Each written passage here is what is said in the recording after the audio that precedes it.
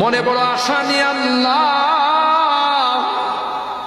তোমার শাহী দরবারে ভিক্ষুকের মতো হাত বাড়াইলা। তুমি যদি ক্ষমা না করো, কে আমাদেরকে ক্ষমা করবে? কে আমাদের মাফ করবে? ভিক্ষুকে একজনের কাছে ভিক্ষা না পেলে আরেকজনের কাছে পায়।